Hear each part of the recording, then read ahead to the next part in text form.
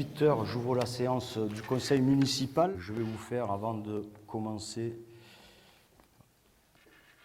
l'approbation du conseil du procès-verbal de la séance du 29 septembre 2022. Y a-t-il des observations? Non. Qui s'abstient? Qui est contre? Qui est pour? Unanimité, je vous en remercie. Quelques communications avant de commencer les délibérations. Donc, comme vous avez pu le constater, la semaine dernière, nous avons fait une réunion publique qui concerne le plan de sécurisation de circulation. À compter du 2 novembre 2022, une nouvelle trame circulatoire sera mise en place dans le centre-ville pour une durée de 6 mois. Cette démarche est lié à un engagement fort de ma part lors de la campagne électorale, engagement que je sais entendu par grand nombre de Quersoises et de Quersois. Il s'agit d'un enjeu fort, celui de sécuriser la circulation des piétons, des personnes à mobilité réduite, des cyclistes et bien sûr des automobilistes du centre-ville. Cette nouvelle trame a été conçue, je vous le rappelle, grâce à la participation des habitants et membres de la commission extra-municipale cadre de vie et aménagement urbain. Et aussi grâce à la collaboration du cabinet d'architecture, d'urbanisme et de l'environnement du Var, aidé par le bureau d'études BGAT. J'ai souhaité que les Quersois puissent s'exprimer sur cette nouvelle trame circulatoire, par courrier, par courriel ou sur un cahier qui sera mis à disposition de l'accueil de l'hôtel de ville, afin de prendre en compte chacune des observations qui nous permettront de la modifier ou de valider définitivement. Ensemble, nous allons améliorer notre qualité de vie dans cet objectif de bien vivre sa ville qui nous tient toutes et tous à cœur. Comme vous avez pu le constater aussi, et à partir de la semaine prochaine, nous allons entrer dans une phase qui s'appelle Gare 2050. Dans le cadre d'un contrat de performance portant sur les gares, la région Provence-Alpes-Côte d'Azur a demandé à la SNCF, Gares et Connexions, que le meilleur service en gare puisse être offert aux voyageurs. Notre gare a été retenue pour être un des 3 sites pilotes de la région Provence-Alpes-Sud, dans le cadre expérimental du projet appelé Gare 2050, qui a pour objectif de valoriser le patrimoine ferroviaire et de développer les nouveaux services en gare. C'est une excellente nouvelle pour notre ville qui vient conforter l'action municipale que nous conduisons depuis 2020 sur le site, avec notamment la livraison du nouveau parking qui a désaturé le stationnement. Cela met également l'accent sur l'importance de notre gare, l'accroissement important du nombre de voyageurs, plus 10% par an, à gérer et le rattrapage du retard d'équipement du site. En retrouvant une attractivité nouvelle, la gare pourra enfin offrir une qualité de vie supérieure aux Quersois pour leur trajet domicile-travail et pourrait même devenir une porte d'entrée touristique via les trains du quotidien que la région souhaite développer. À cet effet, nous accueillons pour 2 mois une exposition pédagogique de la région Sud au pôle culturel à partir du 2 novembre jusqu'au 31 décembre. Vous retrouverez toutes ces informations sur le site et la page Facebook de la ville de Cuers. Mon 3e communiqué sera, comme vous avez peut-être pu le constater, sur la chasse à l'incivisme et la campagne de propreté. La municipalité que je conduis a pris la décision de lancer une campagne de communication et d'action en faveur de la propreté de nos rues et pour lutter contre l'incivisme. Une affaire de toutes et de tous. Il est temps de refuser de subir collectivement plus longtemps les mauvais comportements civiques d'une minorité de la population qui dégrade nos rues, nos places, nos espaces publics. Pour lutter contre cet incivisme, une campagne de sensibilisation a été faite, et plus particulièrement pour les propriétaires de chiens. Aujourd'hui, c'est une campagne de répression qui commence, avec l'aide bien sûr de notre police municipale qui appliquera une politique de tolérance zéro envers les propriétaires des chiens non tenus en laisse et qui ne ramassent pas les déjections. Améliorer le cadre de vie des Cuersois, préserver notre environnement, lutter contre le dépôt sauvage et jet de détritus sur la voie publique sont des priorités, comme je m'y suis engagé lors de la campagne municipale. Alors restons positifs et croyons que les solutions que nous pourrons apporter collectivement à l'échelle locale. La tâche s'avère difficile, mais grâce à l'effort de toutes et de tous, une ville propre, c'est possible. Je vous remercie.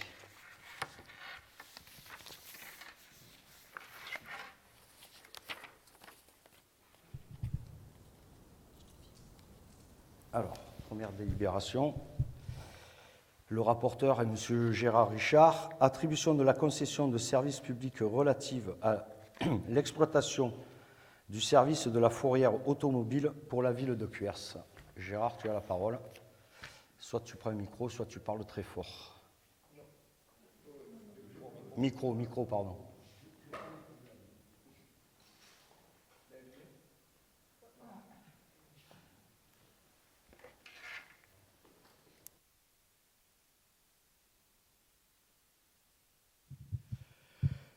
J'expose à l'Assemblée que le contrat précaire nous liant à la société SOS Dépannage Pignanté est arrivé à l'échéance du 1er juin 2022.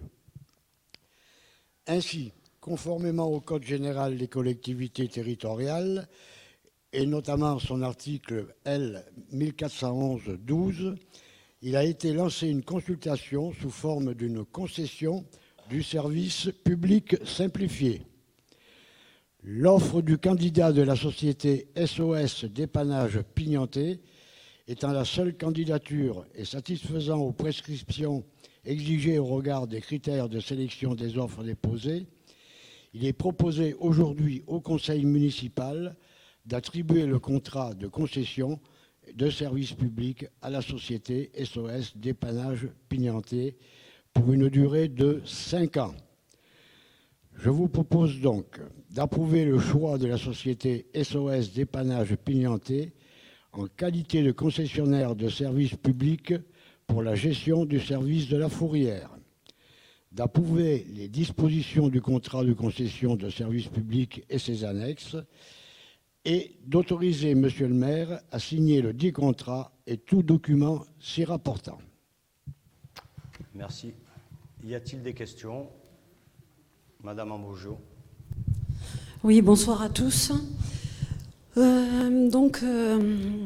Tout d'abord, et pour commencer, Monsieur Moutet, j'attire votre attention sur l'obligation faite aux communes de disposer d'une fourrière pour les animaux se référant à l'article L211-24 du Code rural à son alinéa 1er. Ceci vaut pour information. Madame Ambrojo, mais les animaux, ce n'est pas l'objet de la délibération. Donc, soit vous non, mais c'était pour vous faire sourire, mais, voilà, tout simplement. Soit vous parlez de la délibération, soit vous prenez oui, pas tout à fait, mais c'était juste une petite phrase pour information. Je vous remercie, Madame Ambrojo. Je vous fais sourire, ça me fait plaisir. Faites-vous plaisir. Maintenant, pour ce qui nous concerne, je vais évoquer le cas donc, de notre fourrière automobile qui, depuis de quelques années, s'est déplacée sur une autre commune, la ville de Pignan, sans que cela ne vous interpelle plus que cela. Il ne vous est pas venu à l'idée que nos concitoyens, étant déjà impactés par le coût de la vie chère et devant s'acquitter d'une amende forfaitaire pour véhicules en fourrière, doivent en plus de tout cela se déplacer à plusieurs kilomètres de chez eux, bien souvent par des moyens bien contraignants, plus précisément 23 kilomètres afin de pouvoir récupérer leur véhicule. Avez-vous pensé aux personnes seules, sans autre moyen de locomotion ? Je rajouterai que la ville de Pignan n'est plus desservie ni par les bus ni par le train. Ne pourrions-nous pas rapatrier ce service sur notre commune comme c'était le cas jadis pour éviter un surcroît de désagréments pour nos Cuersois ? N'avons-nous pas toujours l'ancien bâtiment qui abritait celle-ci? N'avons-nous pas d'autres solutions pour accueillir un tel service? Où en sommes-nous côté financier, foncier, afin de faciliter l'arrivée d'un tel service? Votre délégataire est-il solvable ou se situe-t-il exactement sur la commune de Pignan? Est-il propriétaire ou a-t-il à disposition des locaux et ou des terrains de garage ou de parkage clos ayant une capacité suffisante pour l'exécution du service dans de bonnes conditions? Pour rappel, il doit offrir toutes les garanties quant au risque de vol et de dégradation de sources diverses et doit être clôturé.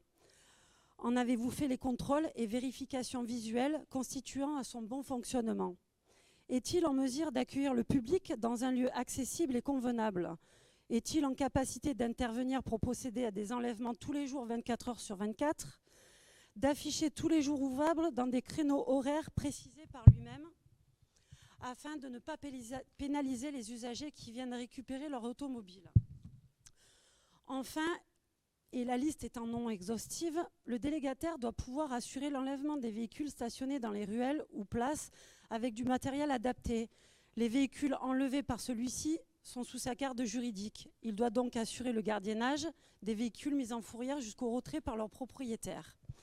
En matière de responsabilité, a-t-il été établi un cahier des charges en adéquation des attentes chargé du bon fonctionnement du service dans le cadre de certaines dispositions émises par notre commune? Détient-il un registre des activités de la fourrière conformément à l'article R325-25 du Code de la route? Quelle sera l'estimation en quantité annuelle des véhicules enlevés? Autant de questions que nous nous posons devant associer au questionnement des Cuersois qui se trouvent souvent démunis devant la disparition de leurs véhicules sans suivant d'un parcours du combattant. Merci. Alors, pour rappel, puisque c'est juste la fin de la procédure, il y a eu il y a quelque temps le lancement de la procédure et là c'est la finalité. Je vous rappelle quand même que la préfecture a refusé les agréments. Donc la fourrière ne peut être sur Cuers. Voilà. Et pour rappel aussi, c'est un renouvellement depuis 2 ans, je crois. Et il y a des commissions. Je ne vous vois pas beaucoup aux commissions. Donc si vous veniez aux commissions, vous aurez la réponse à toutes vos questions. Sachez qu'il y a eu un appel d'offres et que tout. Bien sûr, nous avons une juriste, comme vous le savez, dans notre commune maintenant, et que bien sûr, tout est vérifié. Y a-t-il d'autres questions? Oui, juste, je voudrais vous répondre. Non. Bon, on est là, excusez-moi, mais à chaque conseil municipal, nous ne pouvons pas échanger. Nous sommes là pour échanger. Les Cuersois ont le droit d'être au courant quand même. Je veux dire, c'est logique. On ne va pas rester une demi-heure sur la question, mais je suis en droit de vous répondre. Le dossier est à disposition, madame. Donc, en fait, vous ne répondez pas aux Cuersois. Vous en faites encore qu'à votre tête. Je vous ai répondu. Monsieur Ah d'accord, donc on en reste là. Très bien.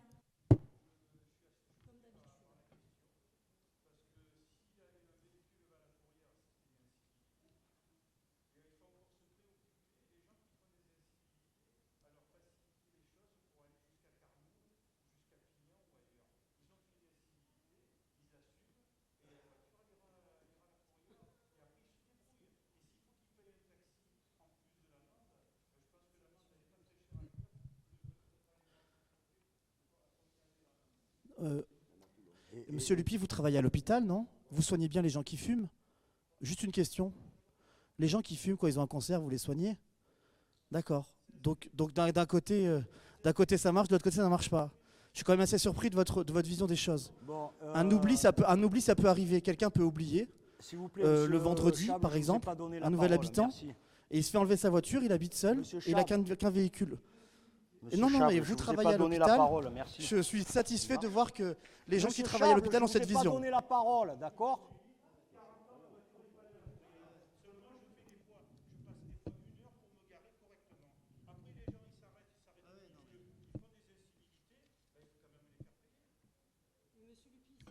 Allez, je vous rappelle que quand même le prestataire, s'il vous plaît, je vous rappelle quand même le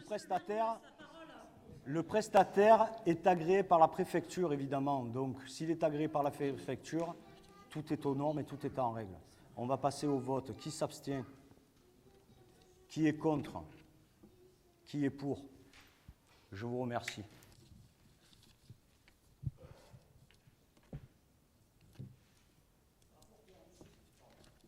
Rapporteur, Monsieur Albérigo, désignation d'un correspondant incendie et secours. Oui, donc je pense que ça suscitera moins de débats. Il s'agit de se mettre en conformité avec la loi Matras qui disait que là où il n'y a pas d'adjoint dédié à la sécurité civile, il faut désigner un référent qui soit chargé de ces questions-là. Donc nous avons jusqu'à novembre pour le désigner, et donc on est dans les délais, mais il est temps de le désigner. En fait, il s'agit de quelqu'un qui va sur tous les actes liés à la sécurité civile servir de relation entre la ville et les autorités. Et donc les missions sont définies par la loi, le projet de loi, et en particulier l'article 1 du projet de la loi qui définit le rôle de ce correspondant incendie et secours. Donc nous soumettons aux membres du conseil municipal le fait de désigner un correspondant incendie et de secours.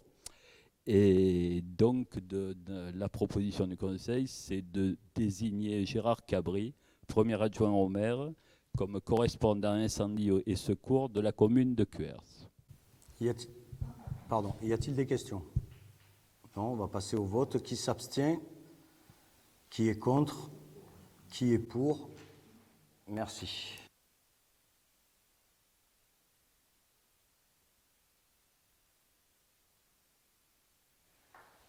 Approbation du rapport d'activité 2021 de la communauté des communes Méditerranée Porte des Morts. J'expose à l'Assemblée que la communauté des communes Méditerranée Porte des Morts a été créée par arrêté préfectoral le 30 juillet 2010. Elle regroupe les communes de Bormes-les-Mimosas, Cuers, Lalonde-les-Morts et Pierrefeu. Le périmètre de la communauté est étendu aux communes du Lavandou et de Colobrières depuis le 1er janvier 2013.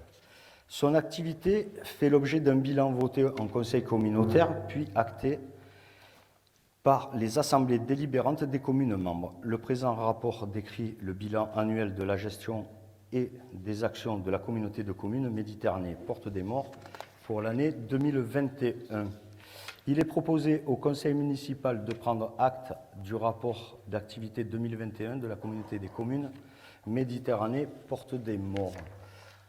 J'espère que vous avez tous lu le rapport parce qu'il est très long. Et donc de prendre acte de ce rapport. Y a-t-il des questions? Non. Je vous remercie. Approbation de l'adhésion de la communauté de communes Méditerranée Porte des Morts au Cytomate. Monsieur Oui. Albérigo. Donc il s'agit de... Bon, c'est la gestion des déchets, la valorisation des déchets sont de la compétence de la communauté de communes. En ce qui nous concerne, la communauté de communes Porte des Morts. Ceci dit, à chaque à la délibération de la communauté de communes doit être approuvé par chacune des communes, et c'est dans ce cadre-là qu'on a à décider. Donc pourquoi? C'est un peu pourquoi on fait ça. L'adhésion au Cytomate va nous permettre de bénéficier donc de leurs services, et en particulier de l'unité de valorisation énergétique de la Gouvra. L'intérêt est un intérêt quand même financier pour la commune. Bon, moi je dirais la valorisation énergétique n'est pas la panacée, mais disons que c'est mieux que de ne pas valoriser du tout comme on fait en mise en décharge.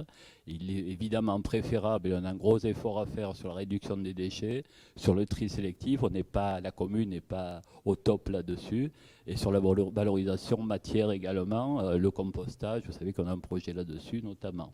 Voilà, donc en l'occurrence, il s'agit donc d'entériner la décision du conseil communautaire qui a été prise récemment, d'adhérer après étude au Cytomate, et donc de bénéficier des services du Cytomate. Voilà. Bon, peut-être je ne dirai pas plus là-dessus, sinon peut-être monsieur le maire pourra ajouter. La seule contrainte qu'on a par rapport à ça sera l'obligation de mettre en stockage les déchets pendant un certain temps, dans la mesure où l'incinérateur a besoin de réguler sur l'année son travail. Et donc, dans la période un petit peu où il y a plus de déchets, on stockera. Le stockage ne se fait pas à Cuers, j'ai cru comprendre, se fera pas à Cuers. Mais donc, ça permettra de mettre en balle et de plus tard incinérer à la Goubran.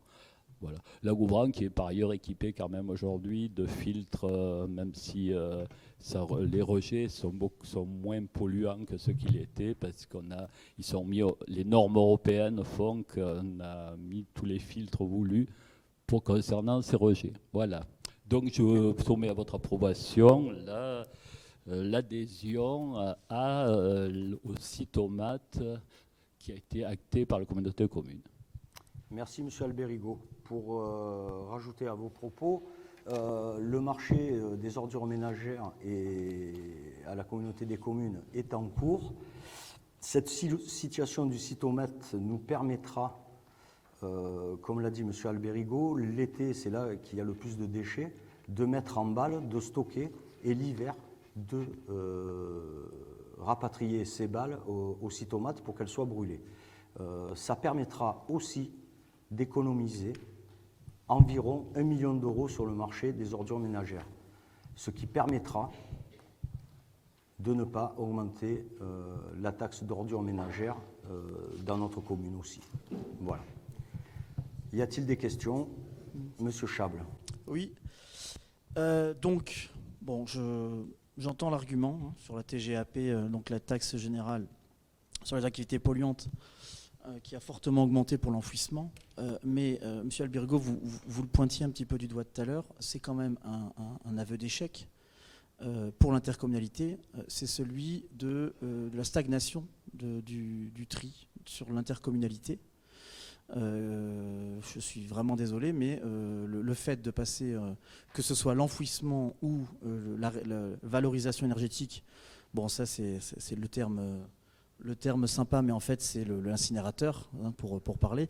C'est quand même la dernière étape d'une conception qui veut que d'abord on réduise, on réutilise, on recycle. On est très très mauvais en matière de tri. D'autre part, je pense qu'aujourd'hui les efforts n'ont pas été faits. Aujourd'hui, on se réfugie derrière cette espèce de valorisation énergétique, mais honnêtement, ça veut dire clairement que les efforts aujourd'hui n'ont pas été faits pour éviter l'enfouissement. Alors, il y a le premier aspect, mais le deuxième aspect qu'on oublie un peu souvent, c'est que quand vous faites des balles et que vous d'où l'intérêt de trier, quand vous faites des balles et que vous les stockez, quand il y a du déchet, quand il y a du végétal à l'intérieur, eh ben ça macère. Et donc, du coup, il faut des installations qui permettent de gérer les différentes réactions chimiques qu'il peut y avoir. Pour rappel, c'est pas la même chose, mais il peut y avoir le feu. Hein. Ceux qui connaissent bien le col de la Bigue se rappellent des incendies qui ont eu lieu. C'est du déchet vert qui finit par macérer et par brûler. Donc, le problème de ne pas trier, c'est que quand les gens, dans leurs ordures ménagères résiduelles, ils mettent beaucoup de déchets végétaux, le problème, c'est qu'il y a un fort risque. Donc, il faut une installation pour gérer ça. Donc, déjà, il faut rajouter ça en surcoût. Et moi, d'autre part, je suis vraiment désolé, mais le Cytomate n'est pas la solution miracle. Ils ont aussi leurs problèmes, ils ont aussi pas mal de choses. Et là, aujourd'hui, je pense que, vu que l'effort n'a pas été fait sur le recyclage, on en est réduit aujourd'hui à passer par l'incinérateur, et je trouve ça bien dommage. Merci, Monsieur Chable. Pour répondre à votre question, des travaux seront engagés par la communauté des communes Méditerranée Porte des Morts pour avoir, je ne sais pas si vous y êtes allé, mais je vous invite à vous y rendre. À La Mole, ils ont fait beaucoup d'efforts justement pour conserver ces balles le temps qu'elles soient envoyées à l'incinérateur. Donc tout est prévu. Je vous rappelle quand même que le tri sélectif en 2021 par rapport à l'année 2020, on a une progression de plus 19%. Donc il y a un effort qui a été fait sur la communauté des communes, même si je vous l'accorde qu'il y a peut-être un petit peu de retard. Et dans le nouveau marché, toutes ces prérogatives sont prises en compte. Voilà. Y a-t-il d'autres questions? Non. On va passer au vote. Qui s'abstient? Qui est contre? Qui est pour, pardon?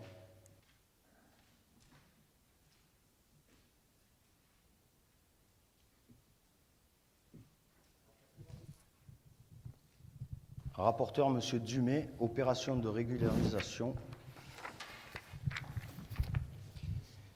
J'expose à l'Assemblée que dans le cadre de la démarche de la certification des comptes locaux, une procédure d'ajustement entre l'actif du comptable et l'inventaire de l'ordonnateur est finalisée. Il a été constaté des erreurs sur l'exercice antérieur, à savoir 1990, 1992, 1993 et 1997, détaillées ci-après qu'il convient de corriger.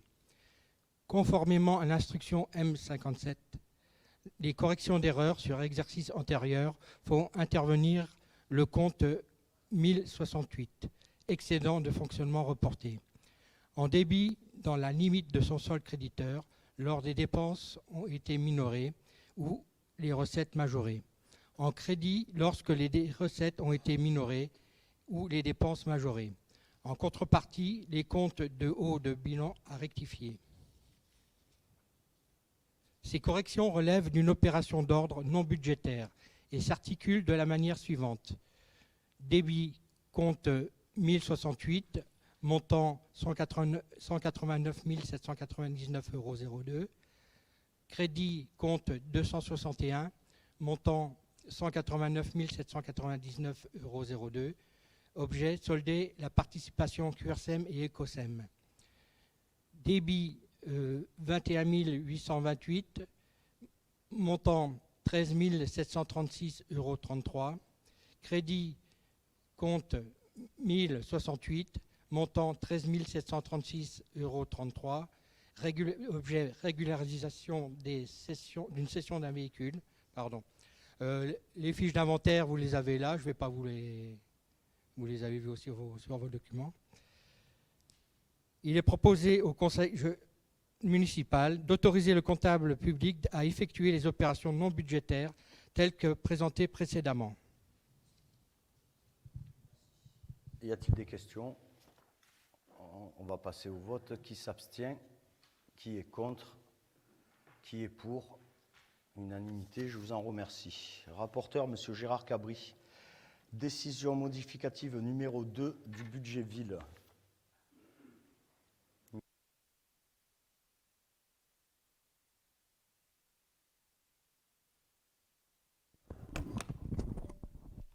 Voilà. On m'entend bien là, c'est bon? Donc, je propose à l'Assemblée d'approuver la décision modificative numéro 2 du budget de la ville de Cuers au montant suivant. Section de fonctionnement 159 975, section d'investissement 356 297,49, ce qui fait au total du budget 516 272,49 €. Ça se décompose comme suite. En section d'investissement en dépenses, vous avez donc au chapitre 41 par rapport à tout ce qui est engagé au niveau des frais d'études et tout, 15 000 €. En 45-82, vous avez les conventions de mandat avec la communauté de communes, 60 046,49. Ceci correspond au financement de MPM par rapport à la place Clément Audibert par rapport aux ordures ménagères. Ensuite, vous avez donc un total du chapitre et les mobilisations en cours à hauteur de 37 496,98 et 243 754,12.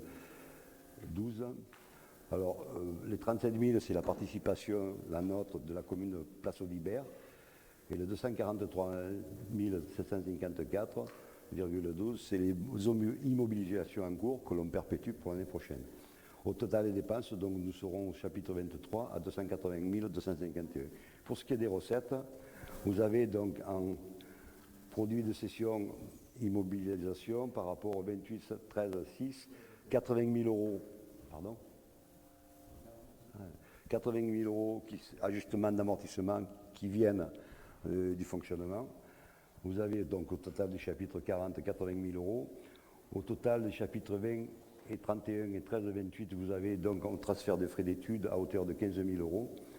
Au chapitre 13-35, amende de police, vous avez 201 251, qui est le courrier du préfet du 6 juillet 2022, qui nous donne la cession de ces amendes de police.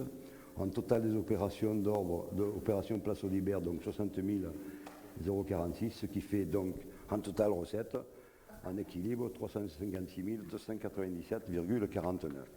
Pour ce qui est du fonctionnement, donc en dépenses, vous avez virement à la section de fonctionnement 80 000 euros, en total chapitre donc 42 bien entendu.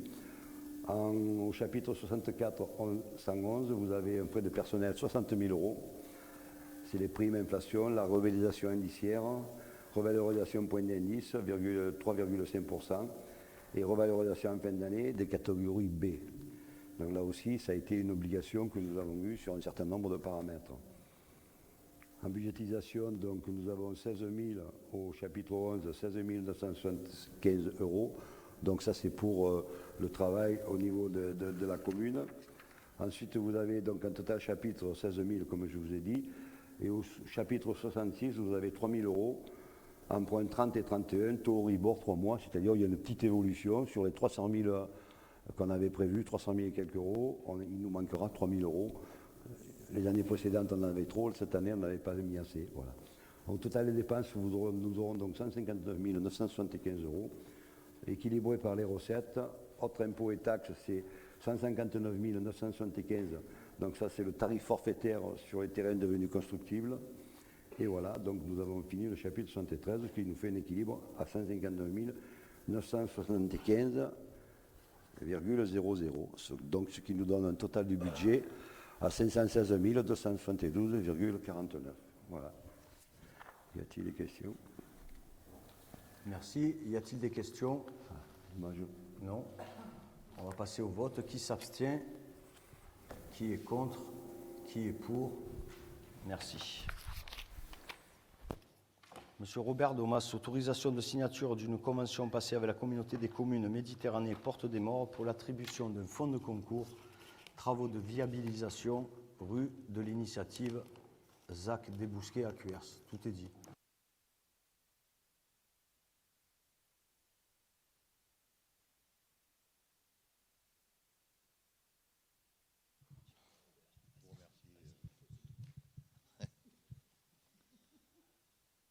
Oui, il s'agit de viabiliser le terrain à la ZAC des Bousquets, rue de l'Initiative, où vont s'installer les alchimistes. Donc la commune assure la maîtrise d'ouvrage de cette opération et nous sollicitons la communauté de communes pour la contribution financière sous la forme de l'attribution d'un fonds de concours.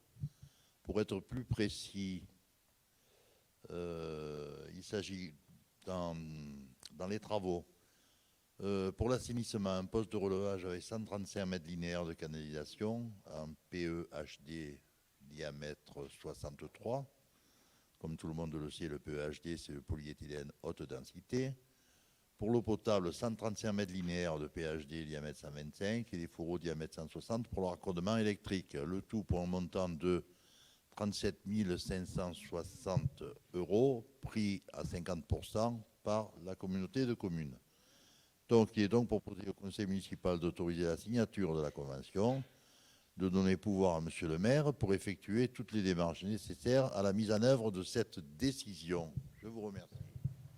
Merci, monsieur Domas. Y a-t-il des questions? Non. On va passer au vote. Qui s'abstient? Qui est contre? Qui est pour? Unanimité. Je vous remercie. Monsieur Patrick Autémoine. Conclusion d'un contrat de cession d'œuvres d'art en vertu du dispositif 1% artistique et culturel. Ouais, il y a beaucoup de choses dans le titre encore. Bonsoir à tous. Donc un peu de culture. Voilà. Alors comme vous le savez certainement, la commune a l'obligation de consacrer 1% du coût de construction de notre pôle culturel à l'acquisition d'œuvres d'art existantes d'artistes, afin d'enrichir le patrimoine artistique communal, de soutenir la création contemporaine et de sensibiliser les publics à l'art de notre temps. En concertation avec la DRAC, la Direction régionale des affaires culturelles, le choix s'est porté sur une œuvre de M. Graffin Daniel, sculpteur international résident à Cuers, on a de la chance. Voilà, je voulais juste vous présenter un petit peu M. Graffin, parce que c'est pas tous les jours qu'on a un artiste de cette grandeur dans notre commune. Dans les années 80, Daniel Graffin, le leader de l'art textile français. Voilà, sur la télé, vous avez l'œuvre qu'on a choisie, enfin que la DRAC, sous l'autorité de la DRAC, qui a été choisie, s'appelle Pannonica. Donc Monsieur Graffin, leader de l'art textile français, le musée d'art moderne de Paris lui consacre une grande rétrospective qui est ensuite reprise par le musée Stedelijk en Hollande et le Konsthall de Lund en Suède et d'autres musées européens. Dans ces grandes œuvres tridimensionnelles, le métal joue une place importante jusqu'à ce qu'il bascule définitivement pour ce matériau. Son travail s'intègre à l'architecture et il travaille pour les architectes les plus en vue à travers le monde. Avec John Portman, il construit la plus grande sculpture au monde pour l'hôtel Marina Center à Singapour et une autre de même dimension pour le Marriott Marquis d'Atlanta. Avec le japonais Guyo Obata de Saint-Louis, Missouri, il dessine 12 sculptures pour la Kingston University en Arabie Saoudite. En 1989, il transfère définitivement son atelier de Paris à Cuers, où il occupe une serre immense. Si vous êtes gentil, il pourra vous la faire visiter. Son travail est avant tout une recherche d'harmonie par les proportions des parties qui la composent et des lignes qui la dessinent. Bien que très contemporain par ses formes, il s'inscrit dans la continuité de l'histoire de la sculpture. Ces sculptures font partie des collections de grands musées à travers le monde, dont le Metropolitan Museum à New York, c'est pas rien, et le musée d'art moderne de Paris, c'est pas rien non plus. Au sujet du nom de la sculpture choisie, comme je vous ai dit, c'est Pannonica. Elle fait référence à Thelonious Monk, dont la musique est une source d'inspiration pour l'artiste. Pannonica était aussi une muse des artistes de jazz dans les années 50-60, je crois. Voilà. Donc la sculpture sera exposée dans le jardin, à votre gauche, là, par la fenêtre, à côté de notre pin centenaire. Et à l'entrée, donc, il y a une œuvre aussi d'un artiste cuersois bien connu de tous, sculpteur aussi, notre Alain Caruso, voilà. Donc celle-là, elle est déjà en place. Et donc pour la sculpture de Monsieur Graffin, voilà, cette acquisition est réalisée pour un montant de 22 000 € TTC. Et il est proposé au conseil municipal d'approuver l'acquisition et d'autoriser Monsieur le maire à signer le contrat de cession annexé et à prendre toute mesure d'exécution s'y rapportant. Merci. Merci Monsieur Côté-Moine. Y a-t-il des questions? Monsieur Chable. Oui, merci pour cette présentation, Monsieur Côté-Moine. Moi, je ne m'exprimerai absolument pas sur le côté artistique de la chose. Il appartient à chacun de juger de la chose. Donc ça me dérange absolument pas. Moi, ce qui me dérange, et ça aurait pu être l'occasion d'un exercice un petit peu intellectuel, ce qui me dérange, c'est le côté éthique de la chose, qu'on n'ait pas pris, qu'on n'ait pas demandé conseil. À des médiateurs, par exemple il y a une déontologue au conseil régional qui tient à disposition aussi des collectivités sur l'acquisition de cette œuvre. Je pense qu'elle a bien fait de partir, mais vous auriez pu annoncer de vous-même officiellement, que ce soit noté dans le procès verbal, le déport de l'épouse de M. Graffin qui siège ici. Moi je suis vraiment inquiet. Enfin, c'est pas une inquiétude, non, on s'abstiendra, parce que vraiment, je pense qu'au niveau, déontologique, il y a des questions qui n'ont pas été posées. Il y a peut-être quelque chose à gratter de ce point de vue-là, qui pourrait peut-être nous servir pour plus tard. Donc pour toutes ces raisons, nous, de notre côté, on s'abstiendra. Alors, bien évidemment, Madame Graffin est sortie, et je comptais vous en parler après votre question, puisqu'il y a un lien familial. Je vous rappelle que les œuvres ont été choisies en concertation avec la DRAC et sous son contrôle. Voilà, on a des artistes cuersois, autant choisir des œuvres de Cuers. Y a-t-il d'autres questions? Madame Ambrochot. Donc j'ai eu l'occasion de rencontrer Monsieur Graffin chez lui et de contempler ses œuvres qui sont très belles, hein. J'aime bien l'art, j'aime bien ce qu'il fait. Moi, ce qui me gêne, comme Monsieur Chable, c'est que j'aurais aimé que Madame Graffin puisse rester, enfin, ne prenne pas part au vote, mais expliquer tout d'abord le pourquoi du comment. Parce qu'en fait, elle est partie, elle s'est levée, elle est partie sans... Je pensais que vous vouliez pas faire passer ça sous silence. Je ne sais pas si on ne serait pas intervenu, si vous auriez dit que Madame Graffin était la femme de cette personne.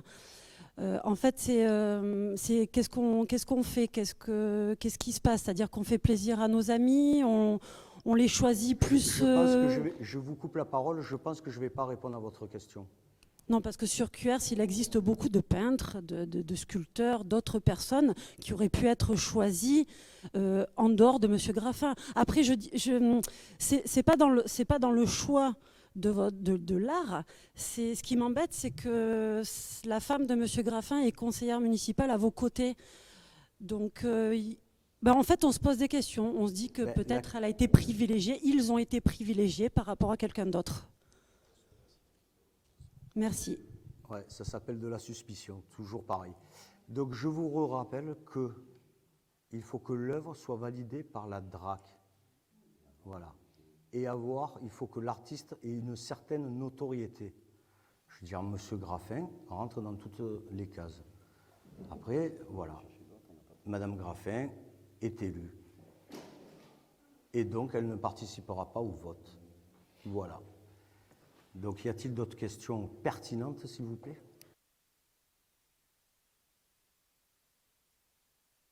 Allez, on va passer au vote. Qui s'abstient? Qui est contre? Qui est pour? Je vous remercie.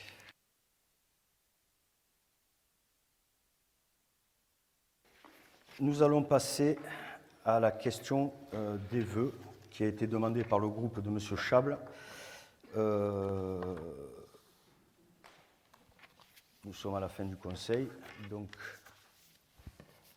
M. Chable, par courriel en date du 25/10/2022, vous nous avez fait part, au nom de votre groupe, de votre souhait de soumettre au vote du conseil municipal un vœu qui, je le rappelle à l'Assemblée, consiste en l'expression d'un souhait par l'organe délibérant d'une collectivité locale quant à la prise d'une décision qui ne relève pas de l'exercice de ses propres pouvoirs.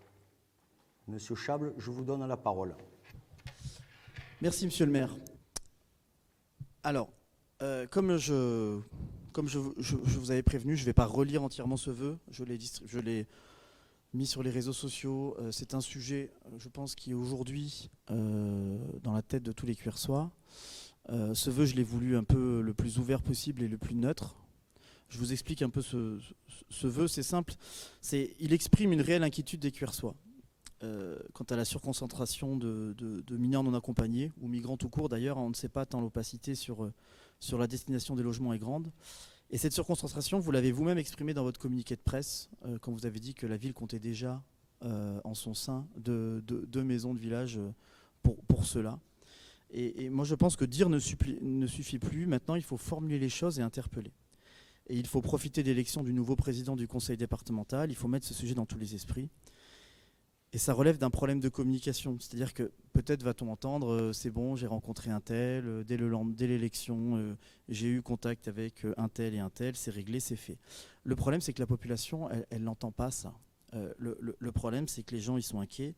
C'est un sujet que j'ai déjà évoqué, c'est les Cuersois, ils veulent du concret. C'est-à-dire qu'ils dire j'ai rencontré un tel, c'est fait, ça va être fait. Non, c'est pas X mineurs non accompagnés, c'est 23 mineurs isolés, c'est pas la même chose. Enfin ça, les gens ils l'entendent pas.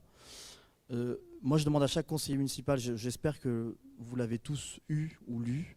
Je l'ai voulu le plus neutre possible pour montrer qu'en fait, un conseil municipal uni peut dire non à une espèce de surconcentration de mineurs non accompagnés, et encore une fois avec toutes les problématiques qui sont évoquées.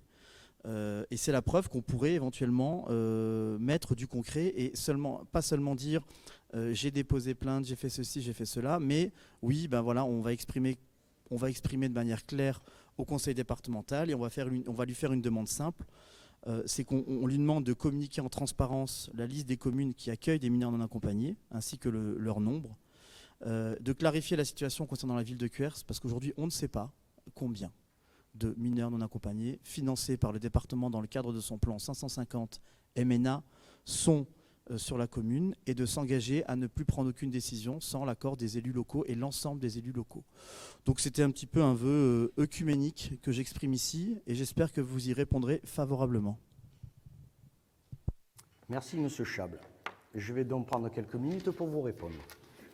Dans cette affaire, il est important de savoir que les marges de manœuvre de la collectivité sont limitées du fait de la réglementation en vigueur. En effet, au regard de l'activité d'accueil des mineurs de cet établissement, il bénéficie manifestement d'un régime dérogatoire au droit commun.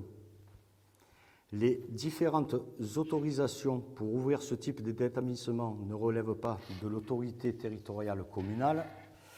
C'est pourquoi, et afin de protéger les intérêts des Cuersois, nous avons étudié différentes pistes et ont déjà été menées un certain nombre d'actions et de contrôles.